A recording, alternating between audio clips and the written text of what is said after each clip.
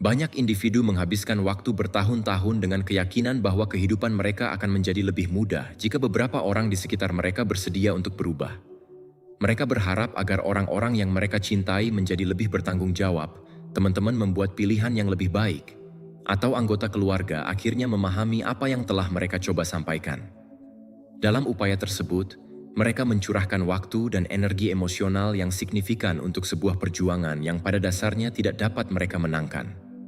Mereka terus memutar ulang percakapan dalam pikiran mereka, mencari kata-kata yang tepat, memberikan nasihat yang tidak diminta, dan membawa beban kekhawatiran yang bukan milik mereka. Namun, suatu ketika, mereka menyadari bahwa orang-orang yang ingin mereka ubah pada dasarnya tetap sama, sementara mereka sendiri mengalami kelelahan. Kaum Stoik telah memahami fenomena ini jauh sebelum psikologi modern mendeskripsikannya. Salah satu cara tercepat untuk kehilangan kedamaian batin adalah dengan menaruhnya di tangan orang lain. Ketika kebahagiaan seseorang bergantung pada pilihan, kebiasaan, atau perkembangan orang lain, mereka secara tidak sadar menyerahkan kewenangan atas kehidupan mereka sendiri. Sayangnya, banyak orang tidak menyadari bahwa mereka sedang melakukan hal ini. Mereka menyebutnya sebagai tindakan membantu, menunjukkan kepedulian, atau mencintai. Namun, di balik semua itu, ada perjuangan yang diam-diam melawan kenyataan yang menguras perhatian, energi, dan ketenangan dari satu-satunya kehidupan yang benar-benar dapat mereka kendalikan. Pola ini berbahaya karena seringkali tidak terlihat berbahaya pada awalnya. Ia muncul sebagai tanggung jawab, kesetiaan, atau kasih sayang. Namun, pada suatu titik, kepedulian dapat berubah menjadi keterikatan, perhatian menjadi kendali, dan tanpa disadari, seseorang dapat menghabiskan waktu bertahun-tahun menunggu orang lain berubah sebelum memutuskan untuk menjalani hidupnya sepenuhnya. Kebanyakan individu tidak pernah secara sadar memutuskan untuk menghabiskan waktu bertahun-tahun berusaha mengubah orang-orang di sekitar mereka. Ini jarang dimulai sebagai misi, seringkali dimulai dari keprihatinan. Seseorang yang kita pedulikan terus membuat pilihan yang tampaknya merugikan dirinya. Mereka mengulangi kesalahan meskipun ada konsekuensi. Kita melihat potensi yang tidak mereka manfaatkan, peluang yang mereka abaikan, dan kebiasaan yang tampaknya membawa mereka ke arah yang salah. Karena kepedulian, kita mulai memperhatikan dan memberikan saran. Pada awalnya, tindakan ini terasa tidak berbahaya. Sebuah saran di sini, percakapan di sana, pengingat, atau dorongan lembut ke arah yang tampaknya benar. Niatnya biasanya tulus, tanpa keinginan untuk mengendalikan, hanya harapan agar seseorang yang kita hargai dapat menghindari penderitaan yang tidak perlu. Namun, banyak pola yang menguras energi kita tidak muncul dengan tampilan yang merugikan. Mereka menyamar sebagai kebajikan. Tanggung jawab berubah menjadi campur tangan, kasih sayang menjadi obsesi, dan keprihatinan menjadi beban yang diam-diam membentuk kembali cara kita menjalani hidup. Apa yang membuat pola ini sulit dikenali adalah bahwa seringkali ia terasa dibenarkan secara moral. Kepedulian terhadap orang lain umumnya dianggap sebagai hal yang baik, dan menjaga orang lain dipandang sebagai tanda kesetiaan dan cinta.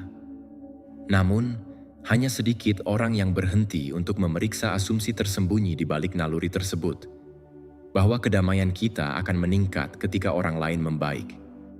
Secara bertahap, pikiran mulai menghubungkan keduanya. Jika mereka menjadi lebih bertanggung jawab, hidup kita akan lebih mudah. Jika mereka lebih disiplin, akan ada lebih sedikit stres. Jika mereka lebih sadar diri, akan ada lebih sedikit konflik. Jika mereka akhirnya memahami apa yang selama ini kita coba jelaskan, segalanya akan beres. Tanpa disadari, kesejahteraan emosional kita menjadi terhubung dengan keadaan yang sepenuhnya di luar kendali kita. Inilah akar frustrasi kita.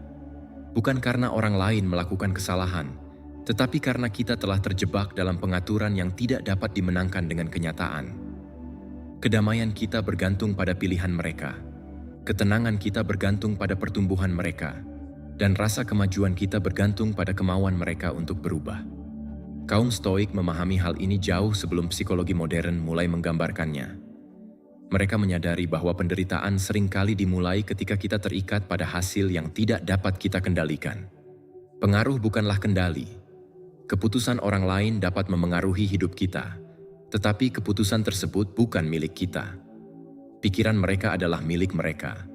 Kebiasaan mereka adalah milik mereka. Prioritas mereka adalah milik mereka. Ketika kita melupakan perbedaan ini, kita mulai memikul beban yang seharusnya tidak kita tanggung. Namun, pikiran seringkali tidak menerima kenyataan ini dengan mudah. Ia terus mencari argumen atau momen kejelasan yang sempurna yang akan membuat orang lain melihat apa yang kita anggap jelas. Setiap upaya yang gagal menciptakan ilusi bahwa satu percakapan lagi akan mengubah segalanya. Maka siklus ini berlanjut. Lebih banyak usaha, lebih banyak analisis, lebih banyak investasi emosional, sementara hasilnya tetap tidak banyak berubah. Apa yang dimulai sebagai keprihatinan perlahan-lahan bertransformasi menjadi harapan, dan harapan membawa ketegangan. Setiap kali kenyataan menolak untuk bekerja sama, sesuatu yang halus mulai terjadi. Percakapan yang seharusnya terasa sebagai percakapan mulai terasa seperti evaluasi. Kita mendengarkan bukan untuk memahami, tetapi untuk menilai kemajuan. Setiap interaksi menjadi bukti, apakah kemajuan telah tercapai atau tidak ada perubahan. Kabar baik terasa menggembirakan karena menunjukkan pergerakan. Kabar buruk terasa membuat frustrasi karena menunjukkan stagnasi. Hubungan secara bertahap disaring melalui lensa evaluasi, dan bahkan momen-momen yang seharusnya menciptakan koneksi menjadi kesempatan untuk mengukur perubahan. Inilah sebabnya banyak orang merasa lelah secara emosional, meskipun mereka percaya bahwa mereka membantu. Perhatian mereka tidak lagi berada di masa kini. Ia terpaku pada versi masa depan orang lain, yang mungkin tidak akan pernah ada. Biaya dari fokus ini seringkali lebih besar daripada yang disadari oleh kebanyakan orang. Saat perhatian kita dikonsumsi oleh perkembangan orang lain, kehidupan kita sendiri dengan tenang bergerak ke latar belakang. Energi yang seharusnya diinvestasikan dalam karakter, disiplin, tujuan, kesehatan, dan pertumbuhan kita dialihkan ke tempat lain. Jam-jam hilang dalam kekhawatiran, hari-hari hilang dalam frustrasi, dan tahun-tahun hilang dalam penantian, menunggu seseorang menjadi orang yang kita yakini seharusnya mereka jadi. Sementara itu, peluang kita sendiri tetap tidak tersentuh. Inilah salah satu alasan mengapa kaum Stoik sangat menekankan pentingnya mengembalikan perhatian pada diri sendiri. Bukan karena egoisme, tetapi karena kepraktisan. Satu-satunya kehidupan yang dapat kita bentuk secara langsung adalah kehidupan kita sendiri. Mungkin realisasi yang paling sulit adalah bahwa penderitaan tidak berasal dari penolakan orang lain untuk berubah, tetapi dari keyakinan bahwa mereka harus berubah. Begitu keyakinan itu muncul, setiap kemunduran terasa pribadi, setiap kekecewaan terasa signifikan, dan setiap kesalahan yang berulang terasa seperti hambatan yang menghalangi kita dari kedamaian. Namun, kedamaian tidak pernah menunggu di sisi lain dari transformasi mereka. Kedamaian menunggu di sisi lain dari penerimaan kita. Seperti yang diamati oleh Epictetus, gunakan sebaik-baiknya apa yang ada dalam kekuasaanmu dan terimalah sisanya sebagaimana adanya. Penerimaan bahwa orang lain memiliki pikiran, jalan, dan waktu mereka sendiri. Penerimaan bahwa pertumbuhan tidak dapat dipaksakan, dipinjam, dinegosiasikan, atau dipaksakan. Pertumbuhan hanya dapat dipilih. Ada alasan lain mengapa kebiasaan ini menjadi sangat menguras tenaga dan tidak selalu mudah dikenali karena sering menyamar sebagai tanggung jawab. Ketika perhatian kita terus-menerus diarahkan pada perilaku orang lain, sangat sedikit ruang yang tersisa untuk merenungkan diri kita sendiri. Pikiran menjadi sibuk. Ia memiliki proyek untuk dikerjakan, masalah untuk dipecahkan, dan situasi untuk dipantau. Di permukaan, ini terasa produktif dengan usaha, kepedulian, dan investasi emosional yang terlibat. Namun, usaha saja tidak menjamin kemajuan.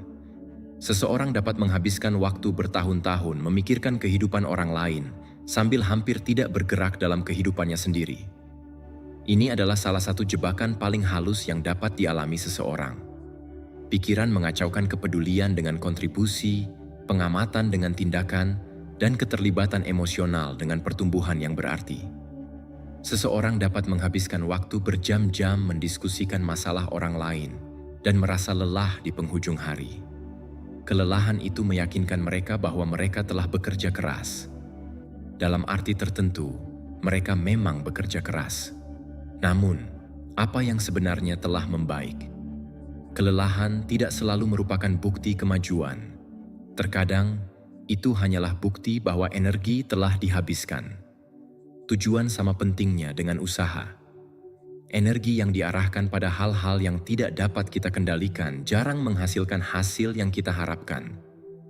Proses ini menjadi lebih rumit karena sering terasa berbudi luhur. Kita mengatakan pada diri sendiri bahwa kita membantu, mendukung, dan terlalu peduli untuk berpaling. Penjelasan ini mungkin sebagian benar, tetapi juga dapat menyembunyikan sesuatu yang lebih dalam. Keinginan untuk memperbaiki orang lain terkadang melindungi kita dari ketidaknyamanan untuk memperbaiki diri kita sendiri. Melihat ke dalam membutuhkan kejujuran, menghadapi area kehidupan di mana perbaikan diperlukan, serta mengakui kesalahan, kelemahan, dan peluang yang terlewatkan. Sebagai perbandingan, berfokus pada kekurangan orang lain terasa lebih mudah, karena kekurangan mereka terlihat, kesalahan mereka tampak jelas, dan masalah mereka menciptakan narasi yang mengalihkan perhatian kita dari pekerjaan pribadi yang sebenarnya diperlukan.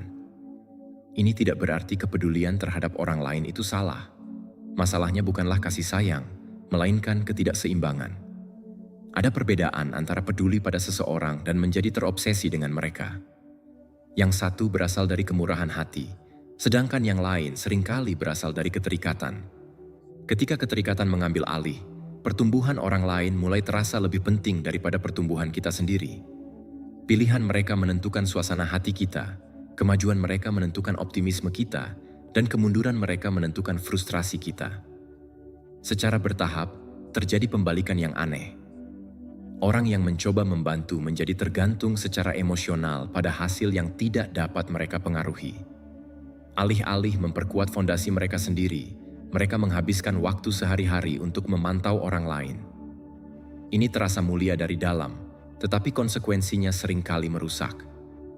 Pola ini sangat berbahaya karena dapat berlanjut selama bertahun-tahun tanpa menarik perhatian. Pikiran menjadi terbiasa, kekhawatiran terasa normal, pemantauan terasa normal, dan analisis konstan terasa normal. Seiring waktu, kebiasaan ini menyatu dalam kehidupan sehari-hari hingga tidak lagi tampak tidak biasa.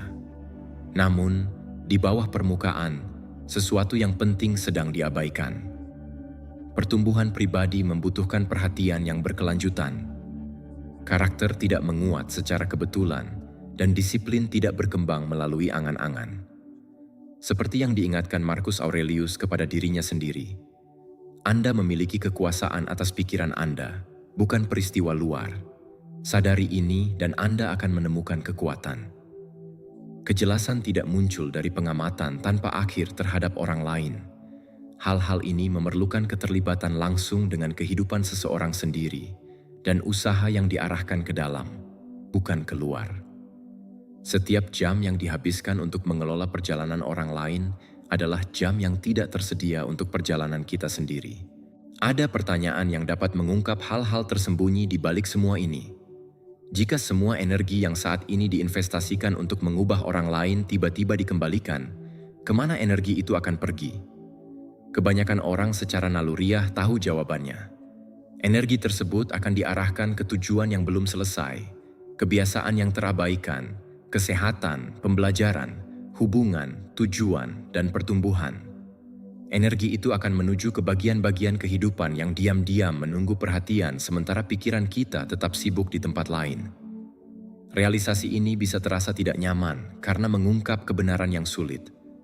Terkadang, alasan mengapa masalah orang lain terasa begitu penting adalah karena masalah itu mengalihkan perhatian kita dari tantangan yang belum kita pilih untuk kita hadapi sendiri. Kaum Stoik sering menekankan bahwa perhatian adalah salah satu sumber daya paling berharga yang kita miliki. Kemana perhatian pergi, kehidupan mengikuti. Apapun yang menerima fokus berulang secara bertahap membentuk persepsi, emosi, dan perilaku kita. Jika perhatian kita terus-menerus diinvestasikan pada pilihan orang lain, maka sebagian besar kehidupan kita menjadi terorganisir di sekitar keadaan yang di luar kendali pribadi. Namun, ketika perhatian kembali pada apa yang benar-benar dapat kita pengaruhi, sesuatu akan berubah. Pikiran menjadi kurang kacau, energi menjadi lebih terarah, dan siklus pengamatan serta frustrasi yang tak berujung mulai melemah. Apa yang dulu terasa seperti tanggung jawab mulai terungkap sebagai sesuatu yang sama sekali berbeda. Bukan niat jahat, bukan keegoisan, hanya penghindaran yang mengenakan penyamaran yang terhormat. Dan begitu penyamaran itu dikenali, akan jauh lebih sulit untuk menganggap keprihatinan yang terus-menerus sebagai kemajuan yang berarti. Mungkin inilah sebabnya mengapa kebencian seringkali muncul di tempat di mana cinta sebelumnya tampak sebagai kekuatan dominan. Kebencian tidak datang tiba-tiba atau mengumumkan dirinya. Ia berkembang secara diam-diam di latar belakang ketika seseorang terus menginvestasikan waktu, usaha, perhatian, dan energi emosional untuk mengubah seseorang yang belum memilih untuk berubah. Pada awalnya, ada kesabaran, lalu keprihatinan, diikuti oleh frustrasi, dan akhirnya muncul rasa hak yang halus. Ini bukan hak dalam arti biasa, tetapi keyakinan bahwa begitu banyak usaha harus menghasilkan beberapa hasil yang terlihat. Percakapan harus memiliki makna, nasihat harus berarti, pengorbanan harus berarti, dan perhatian harus berarti. Ketika berbulan-bulan atau bertahun-tahun berlalu dan perubahan yang diinginkan gagal muncul, kekecewaan mulai menumpuk di bawah permukaan. Kekecewaan tersebut jarang ditujukan hanya pada masalah awal, melainkan perlahan-lahan melekat pada individu tersebut. Tanpa disadari, hubungan yang dibangun di atas kasih sayang mulai memikul beban harapan. Pergeseran ini dapat dipahami dari perspektif psikologis. Manusia secara alami mencari pengembalian atas investasi. Setiap kali waktu, energi, atau emosi dicurahkan ke sesuatu, pikiran mulai mencari bukti bahwa investasi tersebut berharga. Kecenderungan ini memiliki tujuan yang berguna dalam banyak bidang kehidupan. Usaha seringkali membuahkan hasil, disiplin memperkuat tubuh, latihan mengembangkan keterampilan, dan tindakan yang konsisten mendorong tujuan ke depan. Namun, hubungan beroperasi secara berbeda. Pertumbuhan orang lain tidak mengikuti aturan yang sama. Tidak ada korelasi langsung antara jumlah usaha yang Anda investasikan dan jumlah perubahan yang dihasilkan. Namun, banyak orang terus berperilaku seolah-olah hubungan tersebut ada. Mereka percaya bahwa kesabaran yang cukup, bimbingan yang cukup, dorongan yang cukup, atau kegigihan yang cukup pada akhirnya akan menciptakan hasil yang diinginkan. Ketika kenyataan menolak untuk bekerja sama, frustrasi secara alami mengikuti karena pikiran berjuang untuk menerima bahwa beberapa hasil tidak dapat dibeli dengan usaha. Kebanyakan orang tidak menanggapi dengan baik untuk hidup dalam kondisi seperti itu. Bahkan individu yang benar-benar ingin memperbaiki diri membutuhkan ruang untuk tetap menjadi manusia. Mereka memerlukan ruang untuk membuat kesalahan, belajar dengan kecepatan mereka sendiri, dan mencapai kesimpulan melalui pemahaman mereka sendiri. Evaluasi konstan menciptakan ketegangan karena mengubah hubungan menjadi sesuatu yang mirip dengan tinjauan kinerja. Setiap tindakan terasa diamati, setiap keputusan terasa diukur, dan setiap kemunduran terasa diperhatikan. Seiring waktu, ini menciptakan jarak emosional, bukan karena ada permusuhan, tetapi karena ada ketidaknyamanan. Hanya sedikit orang yang menikmati perasaan terus-menerus tidak memenuhi harapan orang lain. Respons alaminya seringkali adalah penarikan diri. Mereka menjadi kurang terbuka, kurang komunikatif, dan kurang mau berbagi apa yang terjadi dalam hidup mereka. Hubungan mulai kehilangan rasa aman yang sebelumnya memungkinkan kejujuran berkembang. Apa yang membuat situasi ini sangat menyakitkan adalah bahwa orang yang berusaha untuk memperbaiki sering merasa bingung dengan hasilnya. Mereka percaya bahwa mereka telah bermurah hati, bersabar, dan bertindak karena cinta. Dalam banyak kasus, semua itu benar. Namun, cinta yang dicampur dengan koreksi yang terus-menerus dapat menghasilkan konsekuensi yang tidak diinginkan. Masalahnya bukan adanya perhatian, tetapi ketidakmampuan untuk memisahkan perhatian dari kendali. Perhatian yang tulus memungkinkan orang lain memiliki martabat untuk memilih, sementara kendali berusaha mengarahkan pilihan tersebut menuju hasil yang diinginkan. Garis antara keduanya bisa sangat sulit untuk dilihat, terutama ketika niat tetap tulus. Banyak orang menghabiskan waktu bertahun-tahun melewati garis itu tanpa menyadarinya, karena mereka hanya terfokus pada tujuan dan bukan pada pengalaman orang yang berjalan di samping mereka. Inilah mengapa begitu banyak hubungan terjebak dalam siklus yang tampaknya mustahil untuk dipecahkan. Satu orang terus mendorong, sementara yang lain terus menarik diri. Lebih banyak tekanan diberikan, dan lebih banyak perlawanan muncul. Kedua individu menjadi frustrasi dan merasa disalahpahami, masing-masing percaya bahwa tindakan mereka adalah hal yang logis. Namun, tidak satu pun dari mereka yang mengenali masalah yang lebih dalam di bawah permukaan. Perjuangan itu bukan lagi tentang masalah awal, melainkan tentang kepemilikan atas pilihan, pertumbuhan, dan arah. Semakin satu orang mencoba untuk mengklaim kepemilikan itu, semakin keras yang lain cenderung melindunginya. Pada akhirnya, realisasi yang kompleks mulai muncul. Tidak ada jumlah usaha yang dapat memberikan otoritas atas jalan hidup orang lain.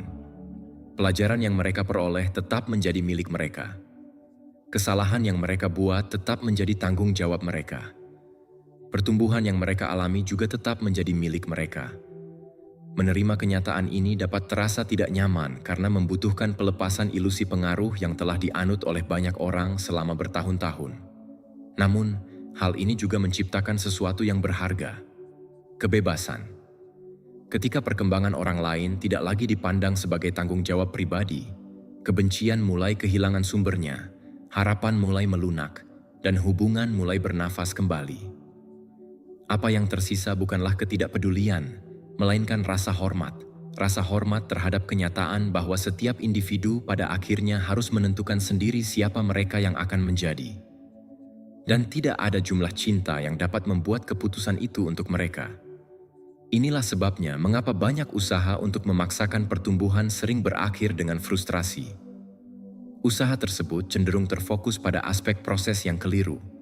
Mereka berusaha memberikan jawaban ketika hambatan sejatinya terletak pada kesiapan. Kesiapan tidak dapat diberikan dari luar. Ia berkembang secara internal melalui pengalaman, refleksi, konsekuensi, dan realisasi pribadi.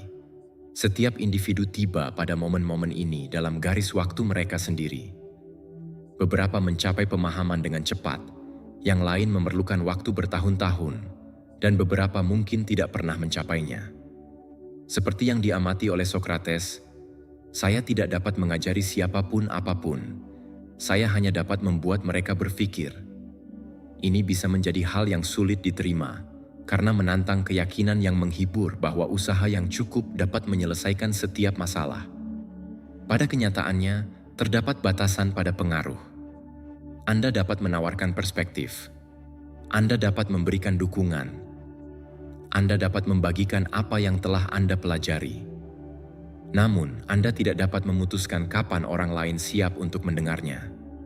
Keputusan itu sepenuhnya merupakan hak mereka. Ironisnya, menerima kenyataan ini seringkali menciptakan hubungan yang lebih baik. Tekanan mulai menghilang. Percakapan menjadi lebih ringan. Orang-orang tidak lagi merasa diatur dan mulai merasa dihormati. Alih-alih berinteraksi dengan proyek yang perlu diperbaiki, mereka berinteraksi dengan individu yang menghargai kebebasan mereka untuk memilih. Penerimaan ini menciptakan ruang, bahkan terkadang menciptakan kondisi di mana pertumbuhan menjadi lebih mungkin. Bukan karena ada yang mendorong, tetapi karena perlawanan memiliki lebih sedikit alasan untuk ada. Manusia secara alami melindungi otonomi mereka. Semakin mereka merasa dikendalikan, semakin mereka mempertahankannya. Sebaliknya, semakin mereka merasa dihormati, semakin terbuka mereka untuk berinteraksi. Hal ini tidak berarti menjadi acuh tak acuh. Ini tidak berarti menarik diri atau menolak untuk memberikan bantuan ketika diperlukan. Bimbingan tetap memiliki nilai, dukungan tetap penting. Kebijaksanaan yang dibagikan pada saat yang tepat dapat mengubah hidup.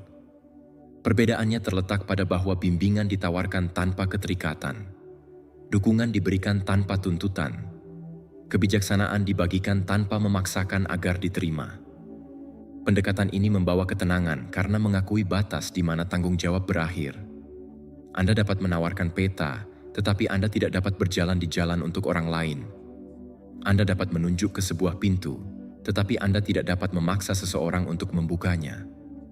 Anda dapat menerangi kemungkinan, tetapi Anda tidak dapat memilih atas nama mereka.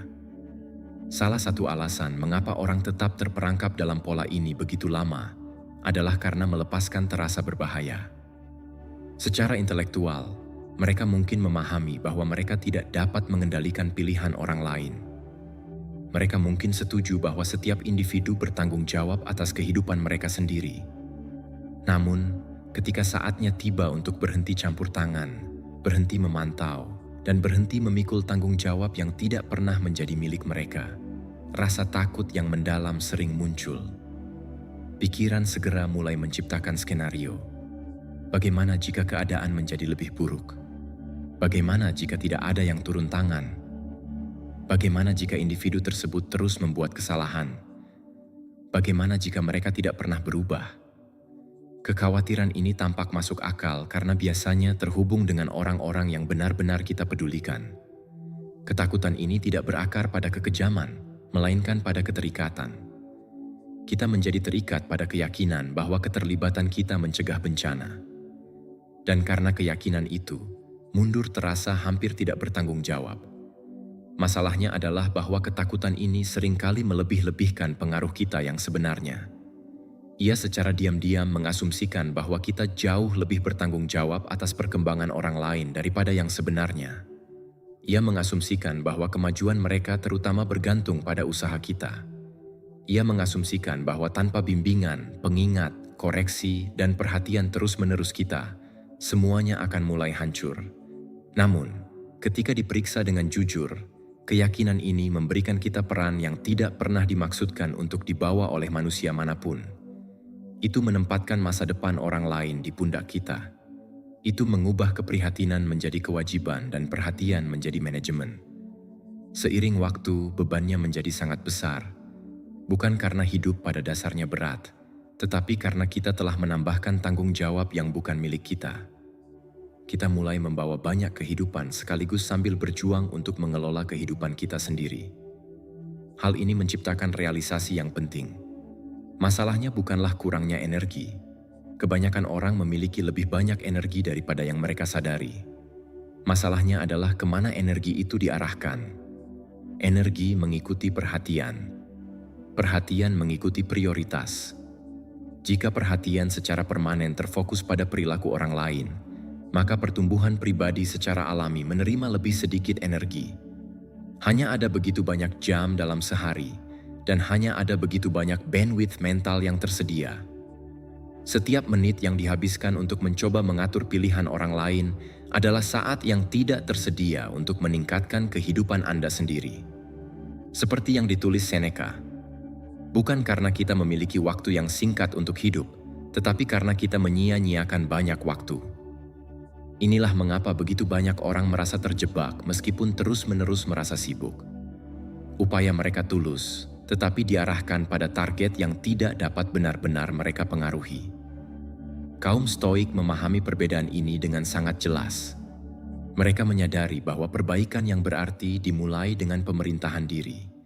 Sebelum mencoba membentuk dunia di sekitar Anda harus belajar membentuk tanggapan Anda sendiri. Sebelum mengoreksi kebiasaan orang lain, Anda harus memeriksa kebiasaan Anda sendiri.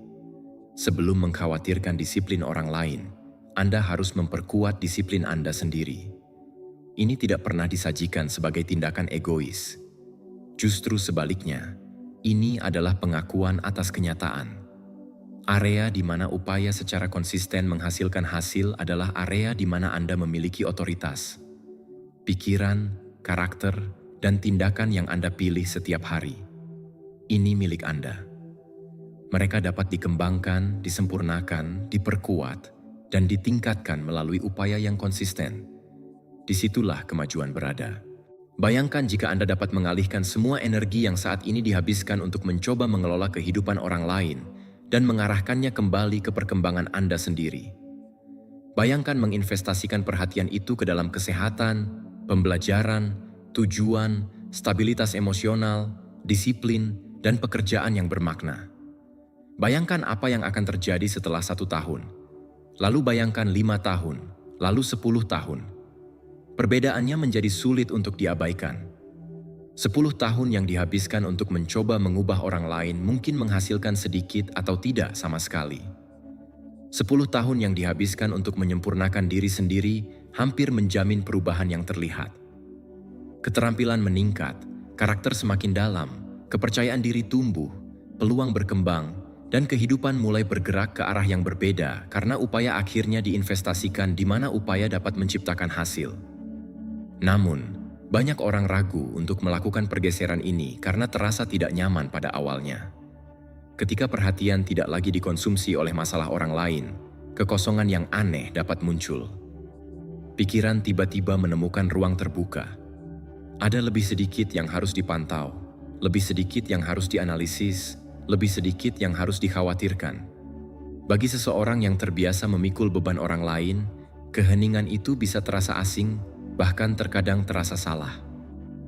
Dorongan untuk kembali ke pola lama muncul dengan cepat. Dorongan untuk memeriksa, memberi nasihat, campur tangan, dan mengelola mulai menarik perhatian keluar lagi. Ini seringkali merupakan momen di mana pertumbuhan sejati dimulai.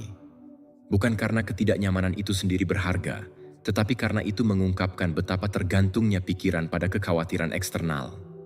Kemampuan untuk tetap berada dalam ketidaknyamanan itu sangat transformatif. Alih-alih segera mengisi ruang dengan masalah orang lain, Anda mulai mengisinya dengan tanggung jawab Anda sendiri. Bukan dengan cara yang mengkritik diri sendiri, tetapi dengan cara yang konstruktif. Perhatian secara bertahap kembali ke tujuan yang belum selesai, kebiasaan yang terabaikan, standar pribadi, dan area kehidupan yang diam-diam menunggu perhatian dan usaha. Energi yang sebelumnya hilang dalam pengamatan tanpa akhir mulai menghasilkan kemajuan yang terlihat. Perbaikan kecil terakumulasi. Momentum berkembang. Rasa tidak berdaya yang sering menyertai upaya untuk mengubah orang lain mulai memudar, karena perhatian akhirnya diarahkan pada sesuatu yang responsif. Disinilah pergeseran mendalam terjadi. Anda berhenti mengukur efektivitas Anda berdasarkan kemampuan Anda untuk mempengaruhi orang lain. Anda mulai mengukurnya berdasarkan kemampuan Anda untuk mengatur diri sendiri. Fokus Anda beralih dari hasil yang tidak dapat Anda kendalikan ke tindakan yang dapat Anda lakukan. Pertarungan tanpa akhir untuk mengelola perjalanan orang lain mulai kehilangan daya tariknya karena tantangan yang lebih bermakna muncul. Pertumbuhan Anda sendiri, karakter Anda sendiri, dan kehidupan Anda sendiri. Dan tidak seperti pertempuran yang terjadi di dalam pikiran orang lain. Ini adalah pertempuran di mana usaha Anda memiliki kekuatan untuk menciptakan perubahan yang nyata dan abadi. Sesuatu yang tidak terduga mulai terjadi ketika Anda akhirnya berhenti memikul tanggung jawab yang tidak pernah menjadi milik Anda. Kebanyakan orang berasumsi bahwa hasil langsungnya adalah kelegaan, tetapi itu biasanya bukan cara proses ini berlangsung. Pengalaman pertama seringkali adalah ketidaknyamanan. Ada perasaan aneh bahwa sesuatu yang penting sedang diabaikan. Pikiran, setelah menghabiskan waktu berbulan-bulan atau bertahun-tahun memantau keputusan orang lain, tiba-tiba menemukan dirinya tanpa tugas yang akrab. Dorongan untuk campur tangan tetap kuat. Anda berpikir untuk mengirim satu pesan lagi, mengadakan satu percakapan lagi, atau menawarkan satu nasihat lagi yang mungkin akhirnya membuat perbedaan. Kebiasaan lama tidak hilang dalam semalam, karena itu bukan hanya perilaku. Itu adalah cara berhubungan dengan dunia.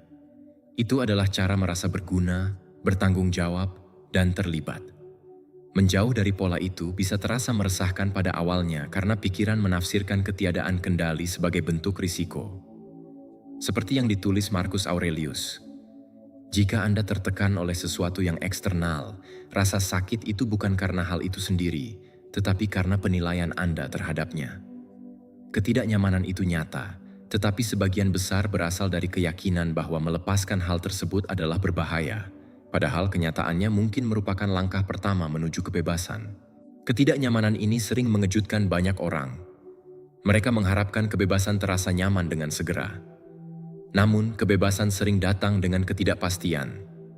Untuk waktu yang lama, perhatian memiliki tempat untuk pergi. Selalu ada masalah untuk dianalisis, situasi untuk diprediksi, atau seseorang untuk dikhawatirkan. Keterlibatan yang konstan itu menciptakan rasa tujuan, meskipun melelahkan. Tanpanya, ada ruang kosong, dan ruang kosong bisa terasa asing.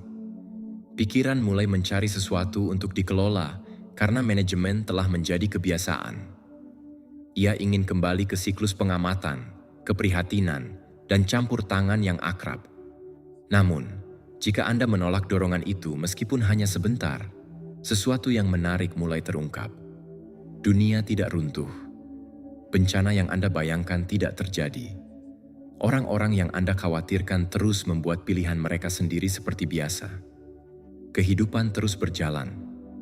Kenyataan terus beroperasi tanpa pengawasan konstan Anda. Seiring realisasi ini meresap, perubahan lain diam-diam terjadi. Ketegangan yang dulu terasa normal mulai mengendur. Anda menyadarinya dengan cara-cara kecil terlebih dahulu. Latihan mental tanpa akhir mulai menjadi kurang sering. Anda menghabiskan lebih sedikit waktu untuk memutar ulang percakapan di kepala Anda. Lebih sedikit waktu untuk menyusun argumen yang tidak akan pernah disampaikan. Lebih sedikit waktu untuk membayangkan bagaimana perilaku orang lain seharusnya. Pikiran menjadi lebih tenang, tidak sepenuhnya hening, tetapi lebih tenang daripada sebelumnya. Ada lebih sedikit perlawanan, lebih sedikit gesekan, dan lebih sedikit perjuangan internal yang melelahkan yang muncul dari mencoba mengendalikan hasil yang tidak pernah dapat dikendalikan. Apa yang dulu menghabiskan energi dalam jumlah besar mulai kehilangan cengkeramannya. Dan sebagai gantinya, sesuatu yang berharga mulai muncul. Kata terbaik untuk pengalaman itu adalah ruang. Ruang untuk berpikir, ruang untuk bernapas, dan ruang untuk memperhatikan aspek-aspek kehidupan yang sebelumnya tersembunyi di balik keprihatinan yang terus-menerus. Ketika perhatian tidak lagi dimonopoli oleh perjalanan orang lain, ia secara alami mulai kembali ke saat ini. Hal-hal yang dulu tampak tidak penting tiba-tiba menjadi terlihat kembali. Pagi hari menjadi sekadar pagi hari, bukan kesempatan untuk khawatir. Percakapan menjadi sekadar percakapan, bukan evaluasi. Hubungan menjadi pengalaman untuk diikuti, bukan proyek untuk dikelola. Pergeseran ini mungkin tampak halus dari luar, tetapi secara internal itu mengubah segalanya.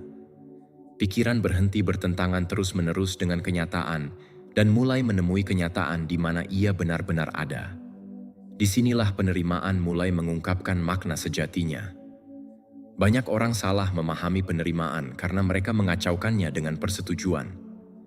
Mereka berasumsi bahwa menerima kenyataan berarti menyetujui segala sesuatu yang terjadi atau berpura-pura bahwa perilaku berbahaya dapat diterima. Itu bukanlah arti penerimaan. Penerimaan berarti melihat dengan jelas. Itu berarti mengenali apa yang saat ini benar tanpa menuntut agar itu menjadi berbeda sebelum Anda mengizinkan diri Anda sendiri untuk merasakan kedamaian. Seseorang dapat menerima kenyataan sambil tetap lebih memilih agar keadaan membaik. Seseorang dapat mengakui kekurangan orang lain tanpa terobsesi dengan kebutuhan untuk menghilangkannya. Penerimaan bukanlah kepasifan. Itu adalah keakuratan. Itu adalah penolakan untuk membuang energi untuk berdebat dengan fakta-fakta yang sudah ada. Kaum Stoik memahami perbedaan ini lebih baik daripada kebanyakan orang. Mereka menyadari bahwa banyak penderitaan manusia berasal bukan dari kenyataan itu sendiri, tetapi dari konflik yang sedang berlangsung dengan kenyataan. Pikiran menciptakan gambaran tentang bagaimana seharusnya segala sesuatu, dan kemudian menghabiskan waktu bertahun-tahun untuk melawan apa yang sebenarnya terjadi. Konflik ini menguras energi dalam jumlah besar, karena kenyataan selalu memiliki kata akhir. Tidak ada jumlah frustrasi yang dapat mengubah fakta. Tidak ada jumlah perlawanan yang dapat mengubah momen saat ini. Namun, orang-orang terus melelahkan diri mereka sendiri dalam pertempuran melawan keadaan yang telah tiba. Kebijaksanaan penerimaan terletak pada pengakuan bahwa kedamaian menjadi mungkin saat perlawanan berhenti disalahartikan sebagai kekuatan. Apa yang membuat ini sangat kuat adalah bahwa penerimaan sering meningkatkan hubungan dengan cara yang tidak pernah bisa dilakukan oleh campur tangan terus-menerus. Ketika orang tidak lagi merasa dihakimi, mereka menjadi lebih mudah dipahami. Ketika mereka tidak lagi merasa diatur, mereka menjadi lebih mudah dihargai. Kekuatan mereka menjadi lebih terlihat karena perhatian tidak lagi terpaku secara eksklusif pada kekurangan mereka. Kemanusiaan mereka menjadi lebih mudah dilihat karena mereka tidak lagi dibandingkan dengan versi imajiner tentang siapa mereka seharusnya. Hubungan mulai eksis di masa sekarang daripada di masa depan yang mungkin tidak pernah tiba. Ini menciptakan rasa kemudahan yang tidak dialami banyak orang selama bertahun-tahun. Hal lain juga terjadi. Beban emosional mulai menjadi lebih ringan, bukan karena orang-orang di sekitar Anda tiba-tiba berubah, tetapi karena hubungan Anda dengan pilihan mereka berubah. Anda berhenti merasa bertanggung jawab atas hasil yang menjadi milik orang lain.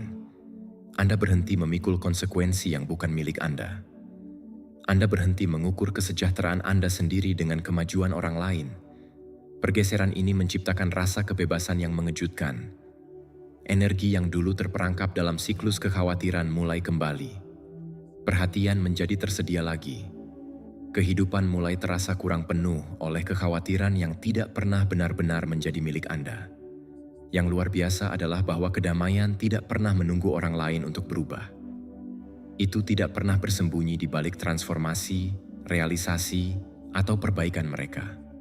Itu tersedia sepanjang waktu, hanya dikaburkan oleh keyakinan bahwa kenyataan perlu berubah sebelum kedamaian bisa ada. Saat keyakinan itu mulai memudar, sesuatu yang fundamental berubah. Perjuangan kehilangan tujuannya. Ketegangan konstan kehilangan bahan bakarnya. Dan dalam ruang tenang di mana perlawanan dulu hidup, cara hidup yang lebih tenang dan lebih membumi akhirnya memiliki ruang untuk muncul. Salah satu ironi besar dari hubungan manusia adalah bahwa pengaruh seringkali paling kuat pada saat kita berhenti mengejarnya. Selama bertahun-tahun, banyak orang melelahkan diri mereka sendiri untuk mencoba membimbing, membujuk, mengoreksi, dan memperbaiki orang-orang di sekitar mereka. Mereka mencari argumen yang lebih baik, penjelasan yang lebih baik, dan strategi yang lebih baik. Mereka percaya bahwa jika mereka dapat berkomunikasi dengan lebih efektif, mereka akhirnya akan menciptakan perubahan yang mereka harapkan. Namun, semakin keras mereka mendorong, semakin banyak perlawanan yang sering mereka temui. Nasihat menjadi kebisingan, dorongan menjadi tekanan, keprihatinan menjadi campur tangan. Apa yang mereka maksudkan sebagai dukungan mulai menghasilkan efek sebaliknya. Kemudian sesuatu yang tidak terduga terjadi. Mereka berhenti. Bukan karena mereka tidak lagi peduli, tetapi karena mereka akhirnya memahami batasan peran mereka.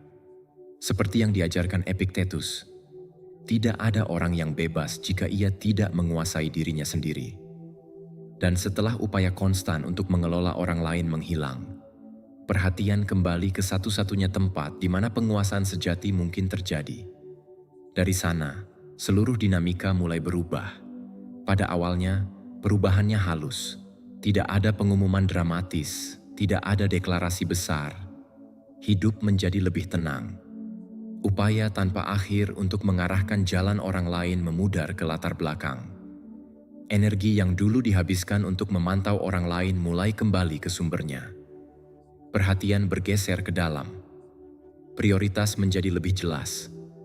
Alih-alih berfokus pada siapa yang seharusnya menjadi orang lain, seseorang mulai mengajukan pertanyaan yang lebih menuntut pada dirinya sendiri. Bagaimana saya bisa menjadi lebih disiplin? Bagaimana saya bisa menjadi lebih sabar? Bagaimana saya bisa menjadi lebih dapat diandalkan, lebih fokus, lebih membumi? Pertanyaan-pertanyaan ini menghasilkan jenis usaha yang berbeda. Tidak seperti usaha yang dihabiskan untuk mengelola orang lain, usaha ini menciptakan hasil yang terlihat. Kemajuan mulai muncul bukan di kehidupan orang lain, tetapi di kehidupan Anda sendiri. Manusia memperhatikan ini lebih dari yang disadari kebanyakan orang. Mereka mungkin mengabaikan nasihat, tetapi mereka memperhatikan contoh. Mereka mungkin menolak instruksi, tetapi mereka mengamati perilaku. Mereka memperhatikan bagaimana seseorang merespons di bawah tekanan.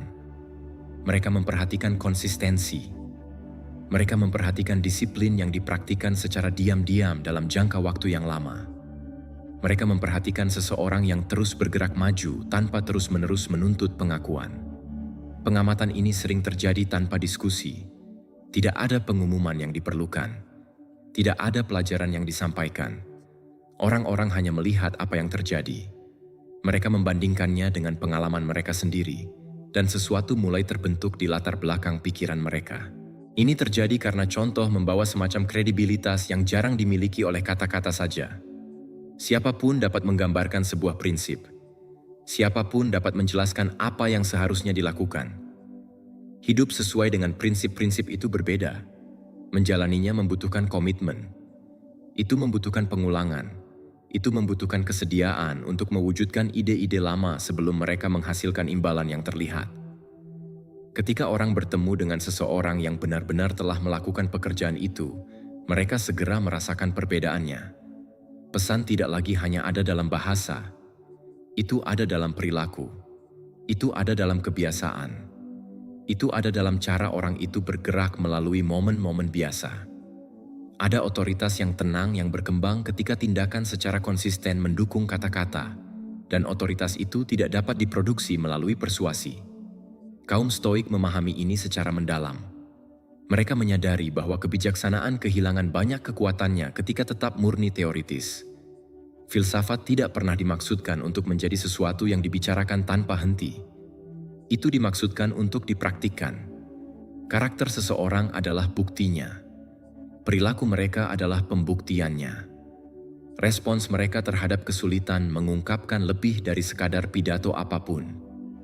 Inilah mengapa kaum Stoik menghabiskan begitu banyak waktu untuk memeriksa diri mereka sendiri daripada mencoba mereformasi semua orang di sekitar mereka. Mereka tahu bahwa pengaruh sejati dimulai dengan contoh. Bukan karena contoh menjamin hasil, tetapi karena mereka adalah satu-satunya bentuk pengaruh yang menghormati kebebasan orang lain sambil tetap menawarkan bimbingan. Sesuatu yang menarik sering terjadi ketika pergeseran ini menjadi konsisten. Orang-orang yang pernah mengabaikan nasihat mulai mengajukan pertanyaan sendiri. Tidak semua orang, tidak selalu, tetapi cukup sering untuk diperhatikan. Rasa ingin tahu muncul secara alami di tempat di mana perlawanan dulu ada. Perbedaannya penting. Rasa ingin tahu membuka pintu. Tekanan menutupnya.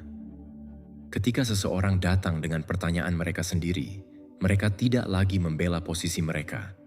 Mereka sedang menjelajahi kemungkinan. Mereka reseptif. Mereka tertarik. Mereka berpartisipasi dengan sukarela dalam proses tersebut. Kesediaan itu mengubah segalanya karena pertumbuhan yang dipilih cenderung bertahan jauh lebih lama daripada pertumbuhan yang dipaksakan. Banyak orang menghabiskan waktu bertahun-tahun mencoba menciptakan hasil ini melalui kekerasan. Mereka mendorong lebih keras ketika seharusnya mundur. Mereka menjelaskan lebih banyak ketika seharusnya menunjukkan lebih banyak. Mereka menjadi frustrasi ketika upaya mereka gagal karena mereka mengira kendali adalah pengaruh. Keduanya tidak sama. Kendali mencari kepatuhan. Pengaruh menginspirasi pertimbangan. Kendali berusaha mengarahkan tindakan orang lain. Pengaruh hanya menyajikan contoh dan membiarkan orang lain memutuskan apa yang harus dilakukan dengannya. Yang satu menciptakan ketergantungan dan perlawanan, yang lain menjaga otonomi dan mendorong refleksi. Perubahan yang langgeng hampir selalu muncul dari jalan kedua daripada yang pertama. Perspektif ini menciptakan rasa kebebasan yang mendalam. Anda berhenti memikul tanggung jawab yang tidak pernah menjadi milik Anda. Anda berhenti merasa berkewajiban untuk menyelamatkan setiap orang dari setiap kesalahan. Anda berhenti percaya bahwa kebijaksanaan dapat dipaksakan menjadi ada melalui kegigihan saja. Sebaliknya, Anda fokus untuk menjadi orang yang kehidupannya mencerminkan nilai-nilai yang mereka klaim percayai. Ada sesuatu yang kuat dalam kesederhanaan itu. Itu menghilangkan perjuangan yang tidak perlu dan mengarahkan perhatian kembali pada apa yang benar-benar dapat ditingkatkan. Pada akhirnya, pengaruh yang paling bermakna jarang datang dari mencoba mengubah orang. Itu datang dari menunjukkan kepada mereka apa yang mungkin. Itu datang dari hidup dengan cara yang secara diam-diam menunjukkan jalan lain. Beberapa akan memperhatikan, beberapa tidak. Beberapa akan menjadi penasaran. Yang lain akan terus seperti mereka. Bagian itu tidak pernah menjadi keputusan Anda. Yang tetap menjadi milik Anda adalah contoh yang Anda berikan. karakter yang Anda kembangkan, dan kehidupan yang Anda bangun.